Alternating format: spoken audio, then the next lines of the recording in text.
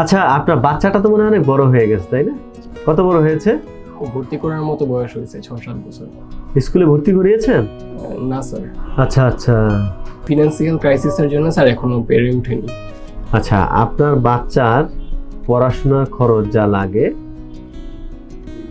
Company দিবে, ভর্তি পড়াশোনার যা লাগে আমাদের কোম্পানি এটা দিবে।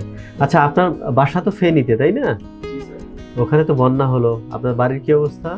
বাড়ি তো স্যার ভেঙে গেছে আর বন্যায় অনেকটাই ডুবে গেছে, তো স্যার বাড়ির খবর খুবই খারাপ। আচ্ছা, এখন ওটা কি মেরামত করলে কি ঠিক করা সম্ভব না? জি স্যার, সম্ভব, অনেক টাকার দরকার। কিন্তু স্যার অনেক টাকার দরকার আসে।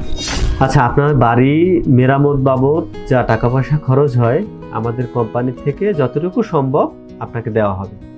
চিন্তা করতে হবে না, আপনার যাতে ওখানে ঘর মেরামতের পরে যাতে থাকতে পারেন সেই ব্যবস্থা করে দেওয়া হবে এরকম। হ্যাঁ, অসংখ্য ধন্যবাদ স্যার। ঠিক আছে। আর হচ্ছে আপনার স্যালারিটা এই মাসের, এই গত মাসের স্যালারিটা, ঠিক আছে, এখানে দেওয়া আছে।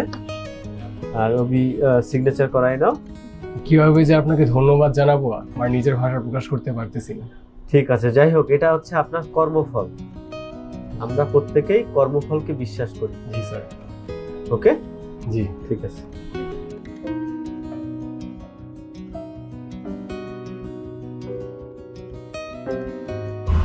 আচ্ছা, আপনি যেহেতু নতুন, আপনাকে দায়িত্ব দেওয়া হচ্ছে, নতুন কাজগুলো খুব তাড়াতাড়ি বুঝে নেবেন।